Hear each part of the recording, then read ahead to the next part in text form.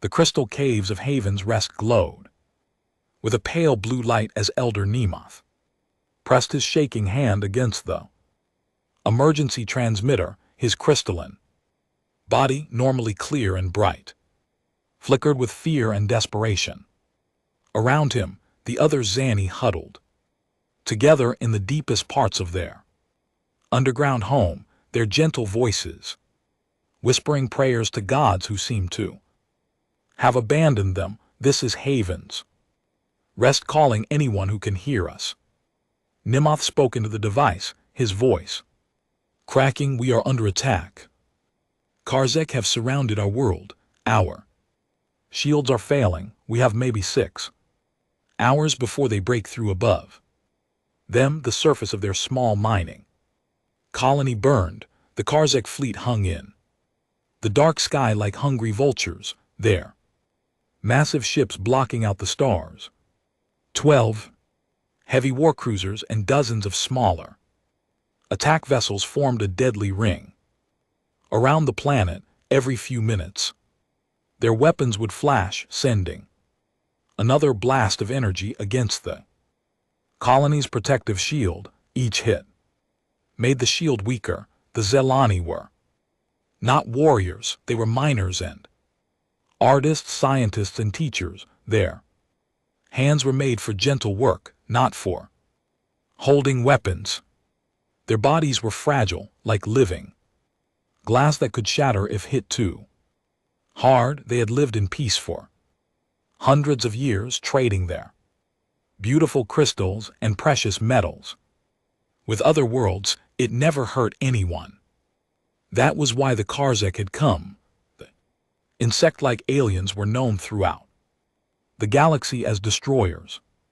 They moved from world to world like a plague, taking what they wanted and leaving nothing behind. They especially liked to target peaceful planets because there was no one to fight back.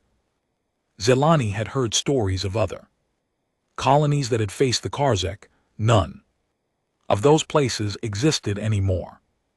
Nemoth's message traveled through space, bouncing from relay station to relay station, searching for anyone who might help. Most species would ignore such a call. Getting involved with the Karzek was dangerous, and few civilizations were willing to risk their own people to save strangers. But the message reached someone unexpected. Captain Jake Harrison sat in the command chair of the human ship UCS Defiance, reading reports from the outer colonies.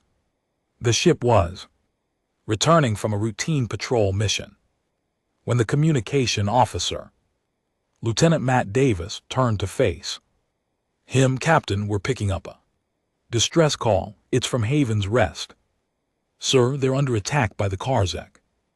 Harrison was a tall man with gray hair and tired eyes that had seen too many battles. He had been in space for 20 years, and he knew what the Karzak could do to defenseless worlds. He also knew that Haven's Rest was home to the Zelani, species that had always avoided contact with humans. How far are we from their location? Harrison asked. 3 hours at maximum speed, sir, replied his navigation officer, Lieutenant Karen West, Harrison's second in command.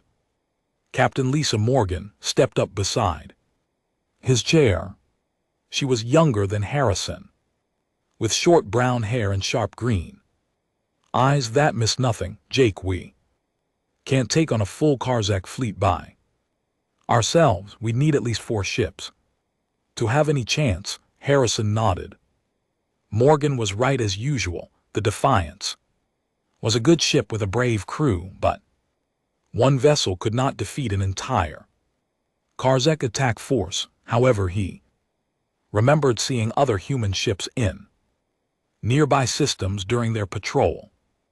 Communications, Harrison called out. Contact the UCS Relentless, UCS Thunderbolt and UCS Vanguard. Send them our current position and the situation at Haven's Rest. Ask if they can join Us, Lieutenant Davis worked quickly at. His station, a relentless response at. They're 2 hours away, sir. The Thunderbolt can be here in 90 minutes. The Vanguard says they'll meet us at the rally point in 2 hours. Morgan smiled grimly. 4 ships against 12. Those are better odds than we usually get. Harrison stood up and walked to the large viewing screen at the front of the bridge. Space stretched out before them, filled with distant stars and endless darkness. Somewhere out there, peaceful people were dying while waiting for help that might never come. Set course for Haven's Rest, Harrison ordered. Maximo speed. The Defiance turned and shot forward, its powerful engines pushing the ship faster than most alien vessels could manage. Human ships were built tough and fast, designed by a species that had learned to survive on a world where everything tried to kill them. Back on Haven's Rest, Elder Nimoth waited by the communication station. The shield generators hummed and sparked with each enemy attack. The Karzak were taking their time, enjoying the fear they were causing, like to let their victims know that death was coming slowly. Elder called out one of the younger Zelani, female named Curran. The surface sensors show movement in the Karzak fleet. I think they're preparing for the final attack. Neth closed his eyes. People had hoped that someone would answer their call for help, but deep down he had known it was unlikely. The galaxy was a cold place and most species looked out only for themselves. Then the communication station crackled to life. Haven's Rest, this is Captain Jake Harrison of the human vessel UCS Defiance. We received your distress call. We're coming to help you. The words hit the gathered Zelani like a physical blow. Humans. The message was from humans. Every species in the galaxy knew about humans. They came from a world called Earth, a planet so dangerous that most aliens considered it uninhabitable. The creatures that lived there had to fight every day just to survive. When humans finally reached the stars, they brought that fighting spirit with them. Other species called them Deathworlders because they came from a world of death. They were stronger than most aliens, faster than most aliens, and far more willing to fight than any civilized species should be. Stories spread through space about human soldiers who would keep fighting even when badly hurt, about human ships that would attack enemies 3 times their size, about human crews that seemed to enjoy danger. The peaceful races of the galaxy were terrified of humans, not because humans had ever attacked them, but because humans represented something wild and unpredictable in an ordered universe. There were reminders that not all intelligent life had evolved past the need for violence. What should we tell them? Elder Kieran asked, her voice shaking. Nimoth looked around at his people. They were trapped between 2 forces they feared. Karzak would certainly kill them all.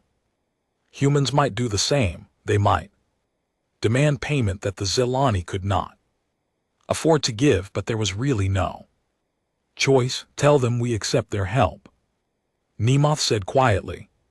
Tell them we will be grateful for whatever aid they can provide. As Kieran sent the response, Nemo wondered if they were trading one death for another. It heard stories about what happened to worlds that became too dependent on human protection. Some said the humans eventually took over, ruling with the same strength they used to defend, but as another blast from the Karzak fleet made the entire cave system shake, realized that any chance was better than Certain death in space, the 4 human ships raced toward Haven's Rest. On the bridge of each vessel, human officers prepared for a battle they were not sure they could win, that had never stopped them before. Captain Harrison stared at the tactical display showing the enemy fleet.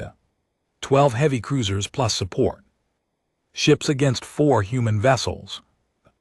Mathematics were not in their favor. Captain Morgan said quietly, "Are you sure about this? The Zelani have never been our friends. They've always avoided us, treated us like dangerous animals." Harrison thought about that for a moment. It was true that the Zelani had never welcomed human contact. Like most peaceful species, they seemed afraid of what humans might do. Maybe that's why we need to help them, Harrison replied. Maybe it's time to show them that dangerous doesn't always mean evil. The 4 ships continued their race through space, carrying humanity's hope that strength could serve something greater than itself. Behind them, the Zelani waited in their crystal caves, caught between their fear of their rescuers and their terror of their attackers. The battle for Haven's Rest was about to begin. Deep in the crystal archives of Haven's Rest, Cathara pulled up the old records about humans. As the colony's historian, she knew more about the galaxy species than anyone else on their world. The other Zelani had asked her to tell them about their possible rescuers, but Cathara was not sure the truth would make anyone feel better. She activated the holographic display and began to read from files that were decades old. The first human contact reports glowed in the air before her, written by explorers who had encountered this strange new species. Report from Captain Velter of the Altru and science vessel Harmony. Cathar read aloud to the gathered crowd. Have made contact with a species that calls itself human. They originate from a world they name Earth, located in what they call the Milky Way galaxy. Initial observations suggest this species should not exist. The report continued with details that made the Zelani listening shift uncomfortably. The humans come from a world unlike any we have studied. Most civilized species develop on planets with stable weather, gentle seasons, and peaceful animal life. Earth appears to be the opposite of such worlds. Cathara pulled up images from the human home world.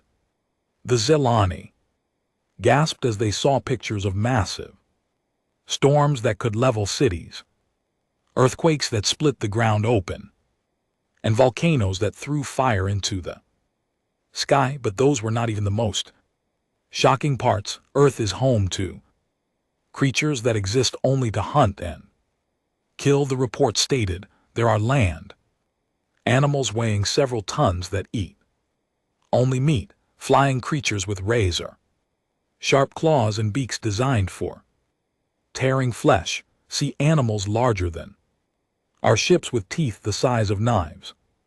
Yet somehow humans became the dominant species on this nightmare world. Another file opened, this one from a medical examination of the first human diplomats. Doctor who had written it seemed amazed and horrified by what he found. Human bone structure is 3 times denser than that of any known intelligent species. The medical report read, their muscle tissue shows adaptations for extreme physical stress. They can function with oxygen levels that would kill most beings. They can digest substances that are poisonous to other species. Most disturbing of all, they seem to require very little sleep and can remain active during conditions that would force other species into hibernation. Cathar switched to a Cultural analysis written by a team of xenopsychologists. This report was even more troubling than the medical one. Humans appear to be the only intelligent species that has not evolved past the need for warfare. It stated while most civilizations develop technology to avoid conflict, humans have developed technology to make conflict more efficient. They do not fight only when threatened. They compete with each other constantly in games, sports, in business, and in politics. They seem to view competition as entertainment. The report included recordings of human activities that other species found disturbing. Videos of humans racing vehicles at dangerous speeds, climbing mountains that could kill them, diving into oceans filled with predators, and playing games where they deliberately hit each other. Two species that valued safety and peace above all else. These activities seemed like madness. Most concerning is their response to danger. The cultural analysis continued.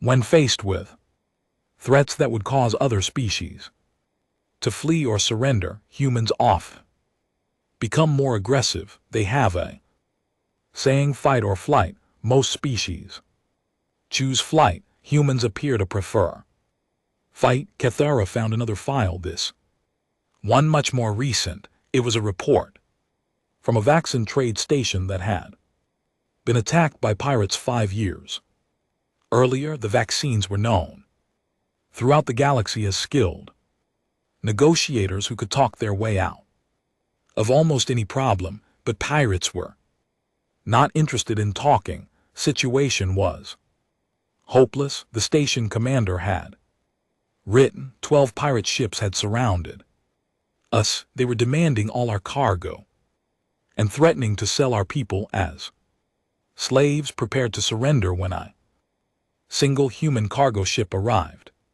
The report described what happened next in terms that seemed too incredible to believe. The human ship, which we later learned was called the UCS Morning Star, opened communication with the pirates. The human captain told them they had 30 seconds to leave or be destroyed. Pirates laughed at this threat.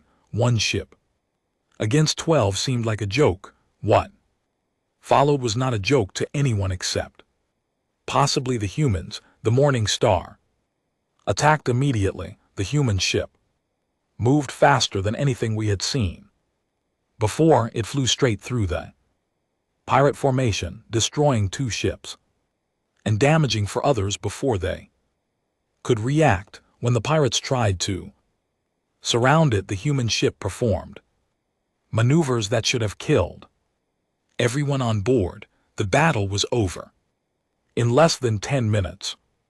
8 pirate ships were destroyed. The remaining 4 fled. The human cargo ship had taken some damage but was still fully operational. When we asked the captain why he had risked his life for strangers, he said it was the right thing to do. We could not understand this logic. Cathara found more stories like this one, human ships attacking enemies that outnumbered them, human soldiers fighting battles they could not win, human crews refusing to abandon other species even when it would save their own lives. There was the story of Captain Ben Carter, who had crashed his intelligence ship into a Krellian slave transport to free 200 prisoners. There was a Lieutenant Commander Sarah Martinez who had held off an entire boarding party alone while her crew escaped. There was Admiral Kate Phillips, who had ordered her battle fleet to protect a refugee convoy, even though it meant missing a chance to attack the enemy's main base. The pattern is clear, concluded a report from the Galactic Council's Intelligence Division. Humans are dangerous, but they follow a code that most species do not understand. They will die to protect Innocent beings, even ones they have never met, they will fight impossible odds if they believe the cause is just. They cannot be bribed, threatened, or reasoned with when they decide something is morally wrong. The report ended with a warning that made the Zelani shiver. Humans are the most dangerous species we have encountered, not because they wish to conquer us, but because they might decide we need to be saved from ourselves. Keith closed the files and looked at her. People, they sat in silence, processing what they had learned. Elder Neoth was the first to speak. These humans who are coming to help us, he said slowly. They are creatures from a world of death and violence who have never learned to live in peace. That appears to be correct, Cather replied, and they fight battles they cannot win, attack enemies larger than themselves, and risk their lives for strangers. Also correct. Nema thought about this for a long moment. Around him, the other Zelani waited to hear what their leader would say. The shield generators continued to hum and spark as the Karzak bombardment continued above them. Then perhaps, Nemoth said, finally we have called the right people. But even as he said it, fear crept through his voice. The humans might save them from the Karzak, but what would happen afterward? The reports made it clear that humans were unlike any other species. They were unpredictable, violent, and seemingly incapable of leaving well enough alone. Kieran spoke up from her position at the communication station. Elder, I have been monitoring human military frequencies. Their 4 ships are 2 hours away from our system. The lead ship is trying to communicate with the Karzak fleet. What are they saying? Nemoth asked. Kieran adjusted her equipment to pick up the transmission. The voice that came through the speakers was calm and steady, but there was something underneath it that made the Zelani listeners step back. Instinctively, Karzak vessels, this is Captain Jake Harrison of the UCS Defiance, you're attacking a peaceful colony. Withdraw immediately or face the consequences. The response from the Karzak commander was filled with clicking laughter. Human ship, you are outnumbered 12-4. Leave now and we will not add your bones to our collection. Captain Harrison's reply came without hesitation. Negative. You have one more chance to withdraw. After that we will remove you. More clicking laughter from the Karzak. We look forward to testing human courage against Karzak steel. The transmission ended out in the crystal caves. The Zelani looked at each other with growing worry. The humans were clearly as aggressive as the reports claimed. 4 ships against 12 was not courage, it was madness. Elder whispered one of the younger Zelani. What if the humans are just as dangerous as the Karzak? What if we are simply trading one set of conquerors for another? Nemoth had been wondering the same thing. The reports Cathara had read painted a picture of humans as barely controlled savages who happened to have advanced technology. They might drive off the Karzak only to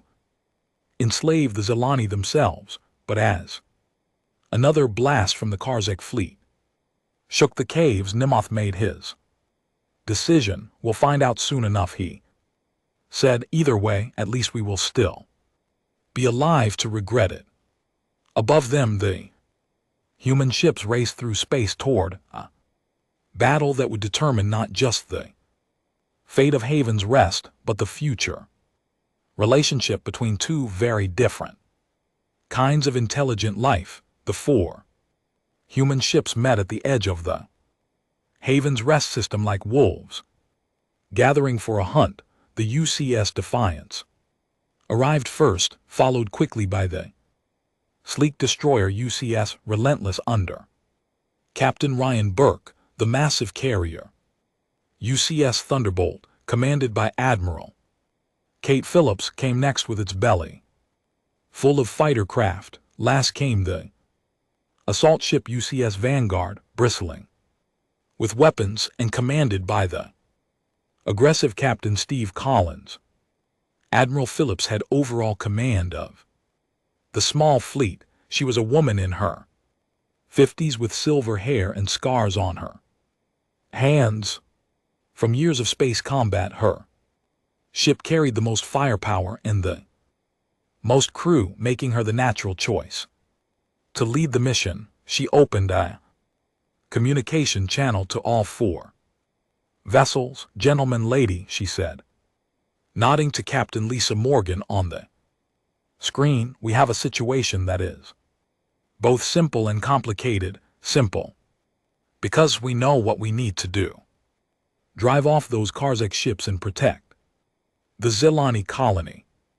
Because we are badly outnumbered, and the Karzak are not known for running away from fights." Captain Rienberg spoke first. He was young for a ship commander, barely 30, but he had earned his position by being fearless in battle. His destroyer was fast and deadly, designed to hit hard and move quickly. "I'm all my ship can take out their command vessel. If we cut off their leadership, the rest might scatter. That assumes they fight like humans," Captain Steve Collins replied. Collins was a big man with a thick beard and arms covered in tattoos from various battles. His assault ship was built for close combat and boarding actions. Karak fight like insects. They follow orders even when their leaders are dead. We need to hit them everywhere at once. Admiral Phillips studied the tactical display floating in front of her chair. The Karzak fleet was arranged in a perfect circle around Haven's Rest, with their largest ships spread evenly around. The formation, it was a classic sea formation designed to prevent anything from getting in or out. "The problem is not just their numbers," she said, "it is their positioning.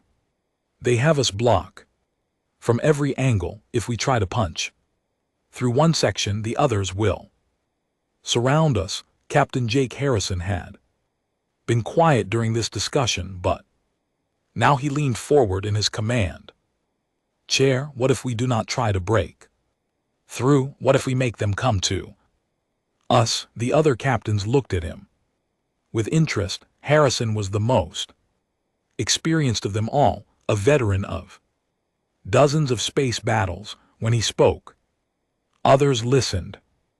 "And GT, us. And GT. Admiral Phillips said, "The Karzak are expecting us to do the smart thing, try to find a weak spot in their formation and break through to the planet. But what if we do the crazy thing instead? What if we announce our presence and challenge them to a direct fight?" Captain Burke grinned. "You want to get them angry enough to break formation and come after us?" "Exactly. The Karzak are proud warriors. They think they are the toughest fighters in the galaxy. If we insult their honor and dare them to prove it, they might abandon their siege to teach us a lesson." Captain Collins laughed, a deep sound that filled his bridge. "I like it. Make them so mad they stop thinking clearly." Admiral Phillips considered the plan. It was certainly risky. If the Karzak decided to ignore the challenge and continue their attack on the planet, the human fleet would be in an impossible position. But if it worked, it would give them a chance to fight the enemy ships a few at a time instead of all at once. "All right," she decided, "we try it. But we need to make them really angry."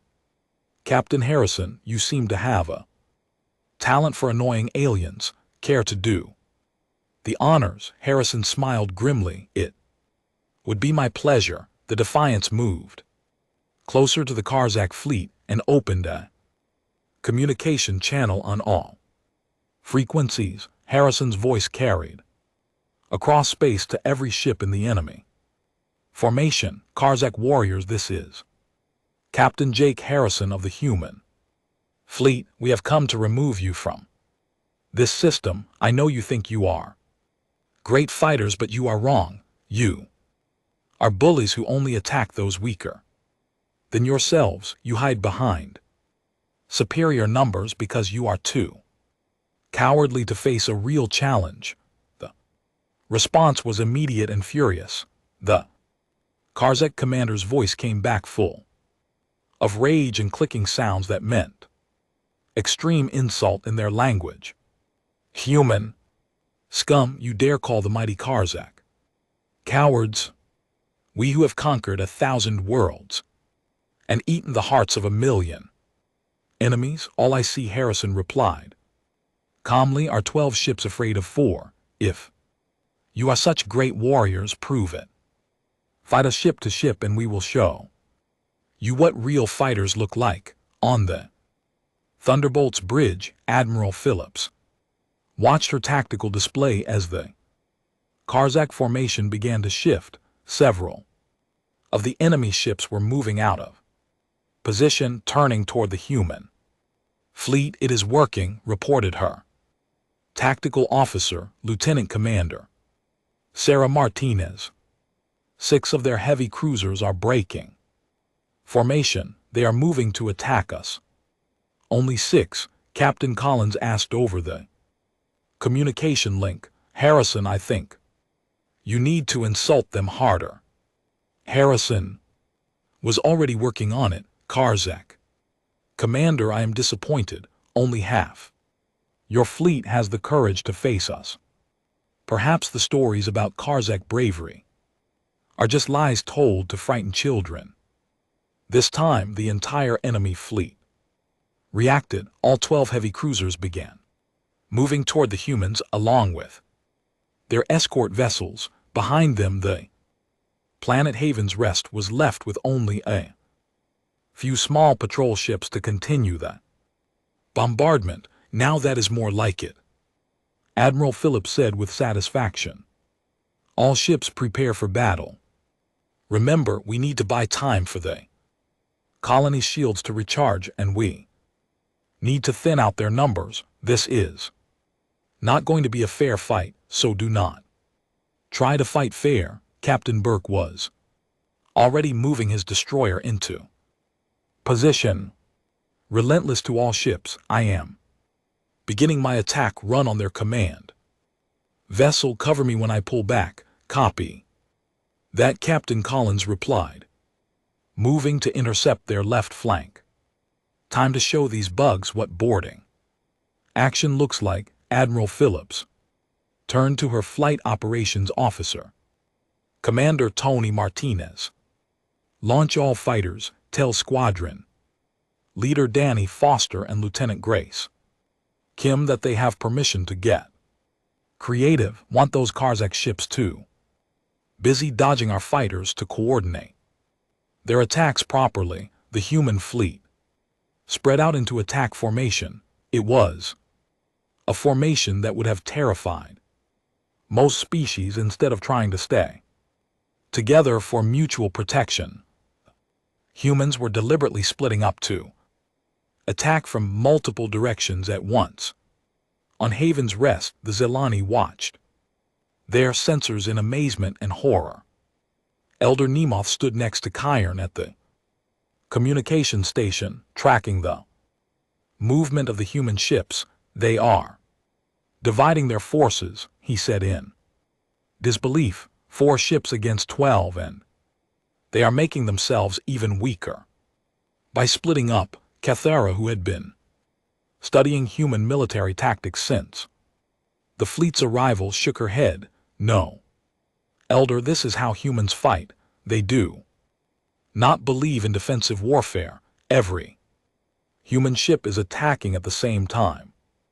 As if to prove her point, the destroyer Relentless suddenly accelerated to incredible speed and shot straight Toward the largest Karzak vessel, the alien ships opened fire, filling space with deadly energy beams. But the human destroyer twisted and turned through the barrage like it was dancing. At the same time, swarms of human fighters poured out of the carrier Thunderbolt instead of flying in neat formations like most species. The human pilots scattered in all directions, each one attacking different targets. The Karzak ships designed to fight organized fleets had trouble dealing with the chaos of individual fighters attacking from every possible angle. Captain Steve Collins took his assault ship straight into the middle of the enemy formation. The Vanguard was built like a hammer designed to smash through enemy defenses and deliver boarding parties directly to hostile ships. Collins seemed determined to use it exactly as intended. "This is insane," whispered one of the younger Zelani. "They are going to get themselves killed." But Elder Nath was beginning to understand something about human tactics. "No," he said slowly, "this is not insane. This is what they do. They turn every battle into chaos, and then they fight better in chaos than anyone else." The first explosions began to light up the darkness of space as human weapons found their targets. The battle for Haven's Rest had begun, and already it was unlike anything the galaxy had ever seen. The battle erupted with a violence that shook space itself. Captain Ryan Burke's destroyer Relentless shot through the Karzak formation like a bullet, its weapons blazing as it targeted the enemy command ship. Young Captain sat calmly in his command chair as explosions burst around his vessel. "All weapons focus fire on their bridge section," Burke ordered. His gunnery officer, Lieutenant Chris Baker, worked frantically at his controls as energy beams and missile trails filled the space around them. "I direct hits on their command tower," Baker reported. "Their shields are down to 60%. The Karzak command ship was 3 times the size of the human destroyer, but Burke was not impressed by size. He had learned long ago that in space combat, speed and surprise mattered more than armor plating. "Bring us around for another pass. Let's see how tough they really are." The destroyer spun in a tight circle that would have crushed the bones of most alien species. Human crews trained from birth on a high-gravity world barely noticed the crushing force. The Relentless came back at the command ship from a different angle, its weapons cutting deep into the enemy's hull. Meanwhile, Admiral Kate Phillips watched from the bridge of the Thunderbolt as her fighter squadrons tore into the Karzak fleet. Squadron leader Danny Foster led 12 fighters in a direct assault on the enemy's left wing, while Lieutenant Grace Kim took her squadron around to attack from behind. "Foster, your target is that heavy cruiser on the far left," Phillips ordered. "Kim, I want you to take out their weapon systems, make them blind and helpless." Foster's voice came back over the radio, calm despite the deadly fire surrounding his small fighter. "Copy that, Admiral. Beginning attack. Run now." The human fighters moved like angry wasps, too small and fast for the big enemy ships to hit easily. They darted between the Karzak vessels, their weapons finding weak spots in armor and shield generators. What they lacked in firepower they made up for with pure aggression and skill. Lieutenant Grace Kim rolled her fighter through a gap between 2 enemy ships that was barely wider than her craft. Her wingman, Lieutenant Paul Anderson, stayed right behind her as they opened fire on the Cruiser's engine section. Nice flying, Kim Anderson said as they pulled away from a blast that would have vaporized them both. Where did you learn to fly like that? Earth, Kim replied simply. You should see what I can do in a hurricane on the assault ship. Vanguard Captain Steve Collins was preparing for the kind of battle he loved most. His ship was designed for close combat, built to smash into enemy vessels and deliver boarding parties directly to their bridges. Collins stood in the ship's armory, checking his personal weapons while his Marines prepared for battle. Listen up, Marines. Collins addressed his troops. We are about to board a Karzak heavy cruiser. These aliens are bigger than us. They have natural armor and they have been warriors for thousands of years, but they have never fought humans before. The Marines cheered.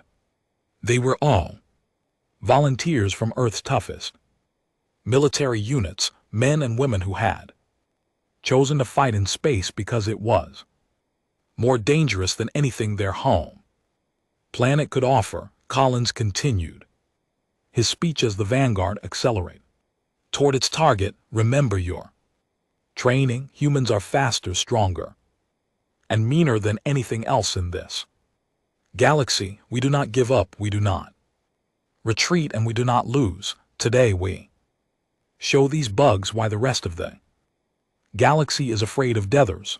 The Vanguard crashed into the Karzak cruiser with tremendous force. The impact would have killed the crew of most ships, but human vessels were built to survive such collisions.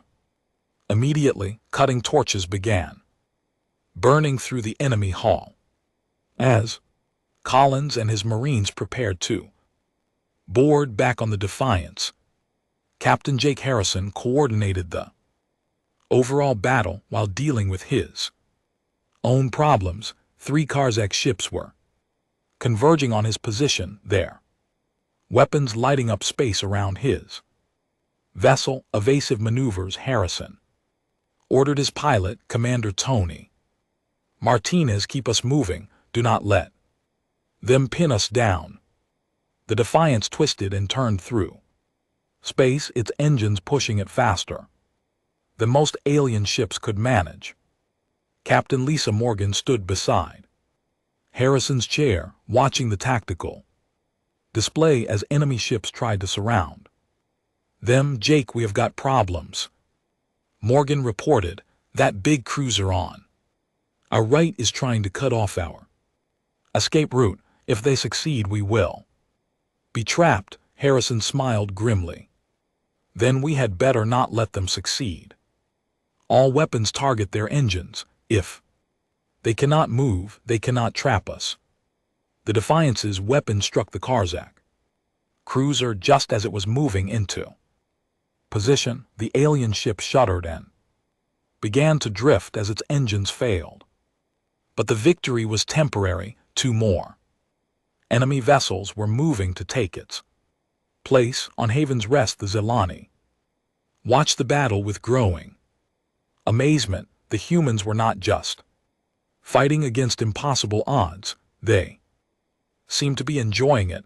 Elder Nemoth stood beside the communication station, listening to radio chatter from the human fleet. Did you hear that? He asked Cather, one of their fighter pilots just said this is fun while being shot at by 6 enemy ships. Guther nodded, her crystalline face showing confusion. Their behavior makes no sense. They should be terrified, but instead they sound excited. What kind of creatures enjoy mortal danger? The answer came from the battle itself, as they watched the human destroyer completed another impossible attack run on the Karzak command ship. The enemy vessel was now burning and listing to one side, its weapon systems failing. Relentless to all ships, Captain Burke reported. The command ship is finished moving to engage target 2, but But the Karzak were not giving up easily. Remaining ships regrouped and began a coordinated attack on the human carrier. Admiral Phillips found herself facing 8 enemy vessels at once there. Combined firepower more than her shields could handle. Thunderbolt taking heavy damage, she reported calmly. Shields down to 30%. I could use some help over here. Captain Collins heard the call. While his Marines were fighting their way through the Karzak cruiser they had boarded, the big captain was personally leading the assault, his heavy combat armor making him look like a metal giant. In the narrow alien corridors, Admiral, this is Collins, give me 2 more minutes and I will have the ship under our control, then I can use its weapons to help you. Phillips looked at her tactical display. 2 minutes might be longer than her ship could survive. Collins, I do not think we have 2 minutes, then I guess we had better work faster. Collins replied. He turned to his Marines and raised his voice. Double time, people, the Admiral needs our help. The Marines responded by fighting even more fiercely. They moved through the enemy's ship like a hurricane, their human training and equipment overwhelming the surprised Karzak defenders. Within 90 seconds they'd reached the bridge. Collins personally dragged the Karzak captain from his command chair and threw him against the wall. The alien was twice his size, but Collins was twice as angry. Surrender your ship or watch your crew die, he growled. The Karzak captain looked into Collins' eyes and saw something that made him step back in fear. These humans were not just warriors, they were predators who had evolved to hunt and kill. Faced with that realization, the alien commander did something no Karzak had done in 1,000 years of warfare. He surrendered all Karzak ships. Collins broadcast from the captured bridge. This is Captain Steve Collins of the human fleet. Your flagship has surrendered. Your command ship is destroyed. You have lost this battle. Withdraw now or share their fate. For a moment, space was silent except for the sound of burning ships. Then one by one, the remaining Karzak vessels began to retreat. They had come to destroy a defenseless colony, but instead they had encountered something they had never faced before. Humans who would die before they would let innocent beings be harmed. The battle for Haven's Rest was over. The Deathworlders had won. The silence after the battle was almost as frightening as the fighting had been. In the crystal caves of Haven's Rest, the Zelani sat in stunned quiet, hardly believing that the terrible noise from above had finally stopped. For 3 days, the sound of weapons, fire, and explosions had echoed through their underground homes. Now there was only the gentle hum of their own machines. Elder Nemeth was the first to move. He walked slowly to the communication station where Kieran still sat, her hands shaking as she monitored the various frequencies. What do you hear? He asked quietly. The human ships are moving into orbit around our planet. She replied. They are scanning our surface, probably looking for damage. I also detect several small craft heading toward our main settlement. Nim felt his crystalline heart skip a beat. The humans were coming down to the planet. After all the stories Cathara had read about Deathworlders, he was not sure his people were ready to meet them face to face. Are they ... Are they saying anything? He asked. Kieran adjusted her equipment to pick up human transmissions.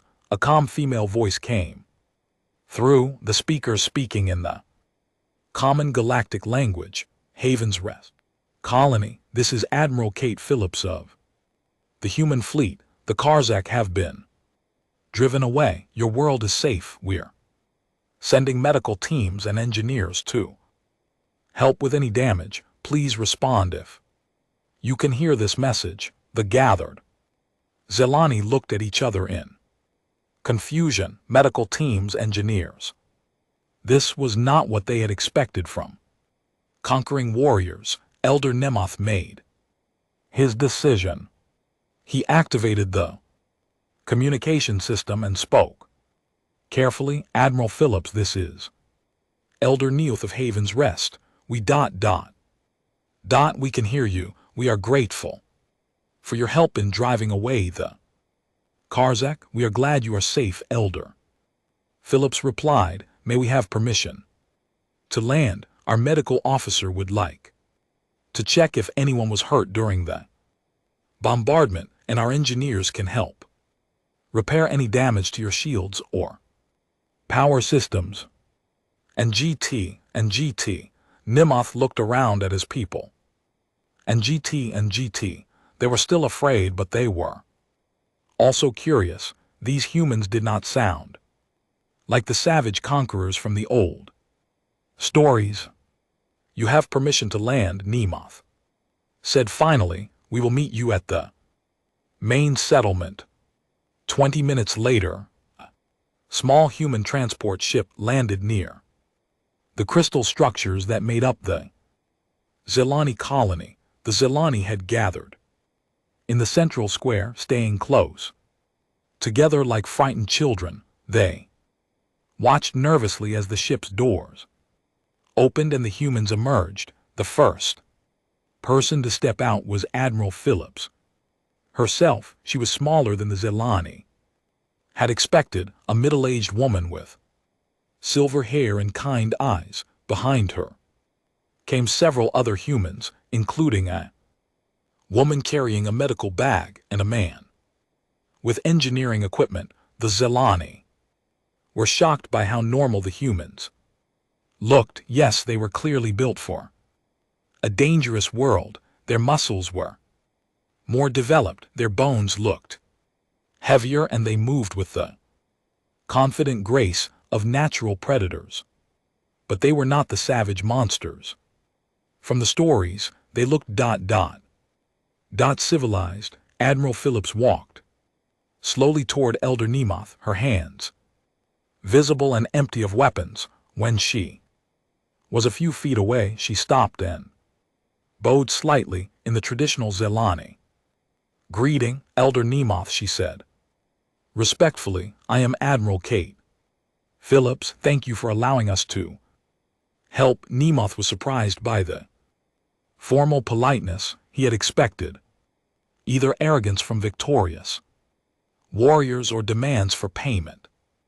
Instead, the human admiral seemed genuinely concerned about his people's welfare. Admiral Phillips, he replied, we owe you our lives. The Karzak would have destroyed us all if you had not come. We are in your debt. Phillips shook her head. You owe us nothing, Elder.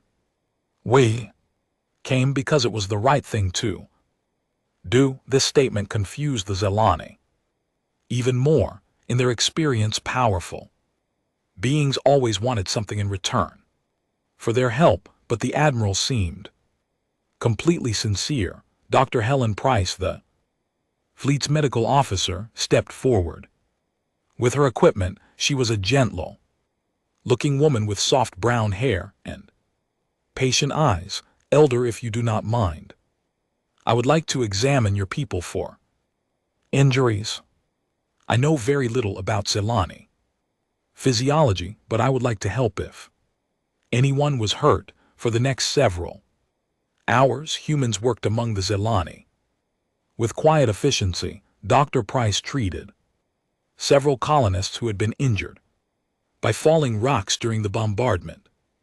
Her touch was incredibly gentle, and she asked permission before examining each patient. Zelani were amazed by her care and skill. Chief Warrant Officer Paul Anderson led a team of engineers who began repairing the colony's damaged shield generators. He worked alongside Zelani technicians, showing them how to strengthen their defenses and sharing human technology freely. This power coupling is more efficient than what you had before, Anderson explained to a young Zelani engineer. It should give you about 30% more shield strength. Here, let me show you how to install it. As the day went on, the Zelani began to relax around their human visitors. The Deathworlders were nothing like what they had feared, were polite, helpful, and seemed genuinely interested in Zelani culture and welfare. Elder Nemoth found himself walking with Admiral Phillips through the colony's crystal gardens. The human woman admired the beautiful formations that the Zelani had grown over generations. Your people have created something wonderful here, Philip said, touching one of the crystal formations gently. These gardens are more beautiful than anything we have on our worlds, Admiral Nath said hesitantly. May I ask you a question that has been troubling me? Of course. Why did you come to help us? Your people and my people have never been allies. We have always avoided contact with humans. We were afraid of you. Philip stopped walking and turned to face him. Elder, may I ask you a question in return? Nemoth nodded. If you saw a child being attacked by bullies, would you help the child even if you did not know him? Of course I would, Nemoth replied immediately. Any decent being would. Then you understand why we came, Philip said simply. You called for help and we answered. It does not matter that we are strangers. It does not matter that you were afraid of us. What matters is that innocent people were in danger. Namath felt something change inside him as he listened to these words. His life he had believed that strength meant taking whatever you wanted from those weaker than yourself, but these humans, the strongest warriors he had ever heard of, seemed to use their strength only to protect others. Admiral, he said slowly, we have been wrong about your people. We thought Deathworlders meant creatures who brought death. You bring life. Instead, Philip smiled sadly, we bring both, Elder. We can be very dangerous when we need to be. You saw that today when we fought the Karzak, but we choose to use our strength to protect rather than to conquer. As the sun set over Haven's Rest, the human ships prepared to leave. The colony's defenses were repaired and stronger than ever. The injured had been healed. The Zelani felt safe for the first time in weeks. Elder Nemoth stood with Admiral Phillips' Cider transport ship as her crew prepared for departure. Will we see you again? He asked. If you need us, we will come, Phillips replied. And Elder, need to be afraid of us anymore. We are not your enemies. No, Nemoth agreed, watching as the human crews finished loading their equipment. You are our guardians. As the human ships disappeared into hyperspace, Neoth turned to address his people who had gathered to watch the departure. Today, we learned something important, he told them. We learned that monsters are not defined by their strength, but by how they choose to use it. The humans may be Deathworlders, but they are good Deathworlders. They stepped out of the darkness not to conquer us, but to stand in the light as our protectors. What had been documenting everything for the historical records looked up from her work. Elder, how should I record this day in our archives? Nima thought for a moment, then smiled. Write this the day we stopped fearing the Deathworlders and started trusting them, the day we learned that the strongest hands can also be the gentlest, and that true. Warriors fight not for conquest but for justice. As the night settled over Haven's Rest, Zelani went to sleep, without fear for the first time in months. Somewhere in the galaxy, 4 human ships continued their patrol, ready to answer the next call for help. The Deathworlders had stepped into the light, and the galaxy would never be the same.